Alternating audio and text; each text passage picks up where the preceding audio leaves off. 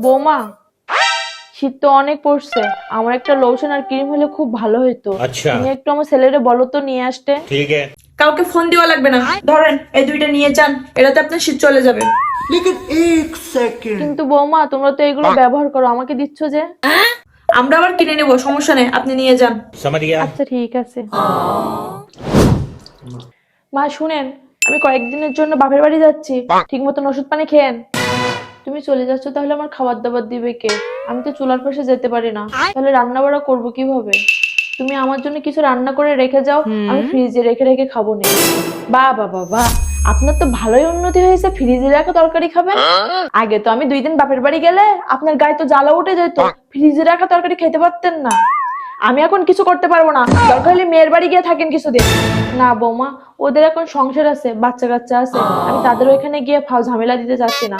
তুমি যাও, আমি পারলে রান্না করে খাবো না। ठीक है। সেটা আপনার ইচ্ছা।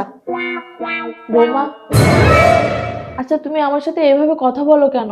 তুমি যে আমার সাথে এমন আচরণ করো, তোমার কি খারাপ লাগে না? না, খারাপ লাগে না, কারণ এর থেকে খারাপ ব্যবহার আপনি আমার সাথে করছেন। আপনি কি এত তাড়াতাড়ি ভুলে গেছেন? লেবু টিপতে টিপতে যেমন তিতা হয়ে যায়, আপনিও আমাকে তেমন তিতা করে ফেলছেন। আমি এই বাড়িতে আসার পর থেকে আমার সবকিছুতে আপনার সমস্যা ছিল, আমার কোনো কাজ আপনার পছন্দ হতো না। কথার কথা আমার বাপ মা উঠে কথা বলতেন, আমার বাপ মাকে সবসময় ছোট করতেন। আমার যেমন যদি আমাকে কিছু কিনে এনে দিত, তখন আপনি বলতেন আমার ছেলেকে ধ্বংস করে ফেলছে। আমার যদি কিছু কিনে এনে দিত, সেটাও আপনি চাইতেন আপনার ছেলের কাছে, আমার সাথে আপনি হিংসা করতেন।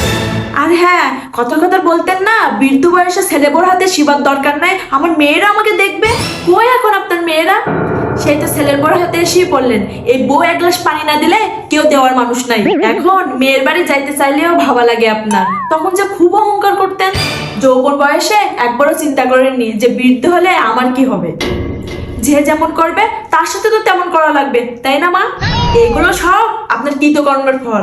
কর্ম যেমনই করছেন, ফল তো তেমনই পাচ্ছেন। ভালো কর্ম করলে ভালো ফল পাইতেন।